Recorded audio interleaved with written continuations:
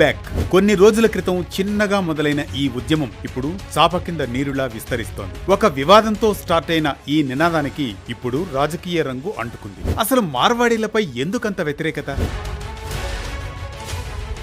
మార్వాడీల వల్ల స్థానికులు నిజంగా నష్టపోతున్నారా? ఈ ఉద్యమం వెనుక ఏదైనా పొలిటికల్ పార్టీ ఉందా? హైదరాబాద్ శివార్లో ఉన్న అమనగల్లులో ఓ దుకాణం ముందు బైక్ పార్క్ చేసిన యువకుడితో దుకాణదారుడు గొడవ పెట్టుకున్నాడు. ఈ గొడవలో దుకాణ యజమాని బంధువు పార్క్ చేసిన వ్యక్తిని కొట్టాడు. ఇక్కడ దుకాణదారుడు మార్వాడి, బైక్ పార్క్ చేసింది ఓ దళిత యువకుడు. మరోవైపు సికింద్రాబాద్ మోండా మార్కెట్ లో కూడా స్థానిక వ్యాపారుల మధ్య ఇలాంటి ఘర్షణ జరిగినట్లు తెలుస్తోంది. అలాగే మార్వాడి వ్యాపారాల గురించి తెలంగాణ శ్యామ్ అనే యువకుడు మాట్లాడిన మాటలు, గోరటి రమేష్ అనే గాయకుడు పాడిన పాట సోషల్ మీడియాలో బాగా వైరల్ అయ్యాయి. ఈ విషయంలో గోరటి రమేష్ ను పోలీసులు అరెస్టు చేశారు. ఇవన్నీ కలిసి మార్వాడి గోబ్యాక్ నినాదాన్ని తెర మీదకు తీసుకొచ్చాయి.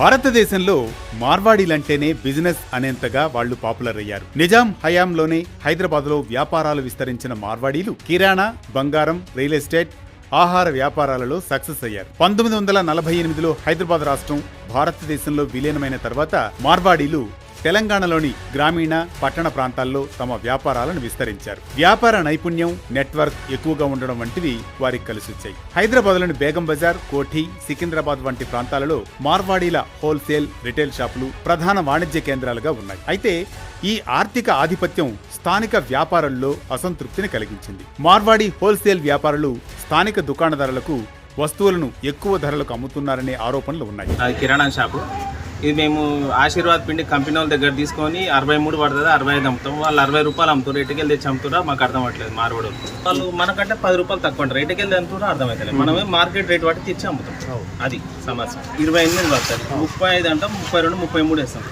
వాళ్ళు ఇది 25కి వేస్తాడు. రేటుకెళ్ళి ఇస్తే అర్థం కాదు. సేమ్ ఇదే ఉంటా, సేమ్ ఇదే అని. మార్వాడి వ్యాపారులు తమ దుకాణాల్లో రాజస్థాన్ నుండి వచ్చిన కార్మికులను నియమించడం వల్ల స్థానిక తెలంగాణ యువతకు ఉపాధి అవకాశాలు తగ్గుతున్నాయని విమర్శలున్నాయి. కొందరు మార్వాడీలు వ్యాపారం కోసం తమ సాంస్కృతిక ఆచారాలను స్థానికులపై రుద్దుతున్నారని కూడా పలువురు ఆరోపిస్తున్నారు. చిన్నగా మొదలైన ఈ మార్వాడి వ్యతిరేక ఉద్యమం రోజురోజుకు ఆందోళనకరంగా మారుతోంది. ఈ ఉద్యమంలో భాగంగా రంగారెడ్డి జిల్లా అమనగల్లులో మార్వాడి గోబ్యాక్ అంటూ ఈరోజు అమనగల్లు కిరాణా, వస్త్ర, వర్తక, స్వర్ణకార సంఘాల పేరుతో బంద్కు పిలుపునిచ్చారు. మన పరిసర ప్రాంతాల్లో మార్వాడీలు దినదినాభివృద్ధి చెందుతూ అన్ని రకాల వ్యాపారాలు చేస్తూ నాణ్యత లేని నాసిరకం వస్తువులు అమ్ముతూ మన ప్రాంత వ్యాపారస్తుల వ్యాపారం పరోక్షంగా క్షీణించేందుకు కారణమవుతున్నారు. వారి దుకాణాల్లో వాళ్ల మనుషులనే లేబర్గా పెట్టుకుంటూ